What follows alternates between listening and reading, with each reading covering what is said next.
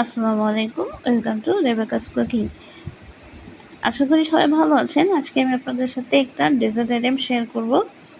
এটা হচ্ছে শাহি টুকরা, বাট একটু ব্যতিক্রম। শাহি টুকরা যেমন হয় তার থেকে একটু ব্যতিক্রম, সেটাই আপনাদের সাথে শেয়ার করব। প্রথমে দুধটা জাল দিয়ে নিব। জাল নিয়ে দুধটা কিছুটা দুধ আলাদা একটি পাত্রে উঠিয়ে রাখবো।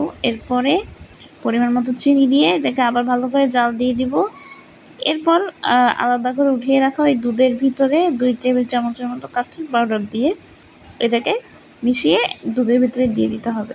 এরপর দুধটাকে এবার সুন্দর করে জাল করে নিতে হবে একটু ঘন হয়ে আসা পর্যন্ত।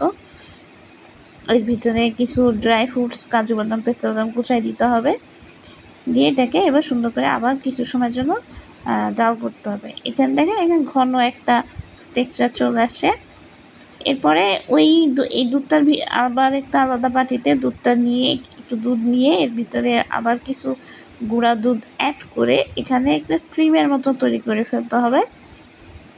ক্রিমটা তৈরি করে নিয়ে এরপরে নিতে হবে পাউরুটিগুলো এইভাবেই পাশ থেকে এই লাল আবরণগুলাটা কেটে কেটে ফেলতে হবে। এভাবেই কেটে নিয়ে এটার উপরে যে দুধের ক্রিমটা তৈরি করা হয়েছিল ওইটা ঠিক এইভাবে মিশিয়ে দিতে হবে, যেমন বাটারের মিশাই নেয়, ব্রেডের উপর বাটার যেমন করে দিয়ে দিতে হয় ওটা ওইভাবেই দিয়ে একটার উপরে আরেকটা এইভাবে রেখে এটাকে এবার পিস করতে হবে, এইভাবে টুকরা করে নিতে হবে। এই যে সবগুলো এভাবেই আপনি করে নেবেন আপনার প্রয়োজন মতো।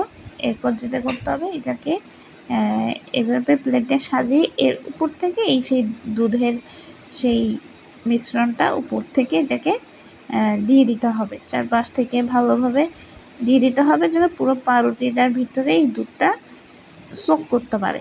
এরপরে উপরে আবার কিছু ড্রাই ফ্রুটস আর চেরি দিয়ে এটাকে ডেকোরেশন করে ফেলুন, ব্যাস হয়ে গেল। তো এই ছিল আমার শাহি টুকরার রেসিপি। আশা করি আপনাদের ভালো লেগেছে। আপনারা যারা আমার চ্যানেলটি নতুন দেখছেন সবাই সাবস্ক্রাইব করে দেবেন। আসসালামু আলাইকুম।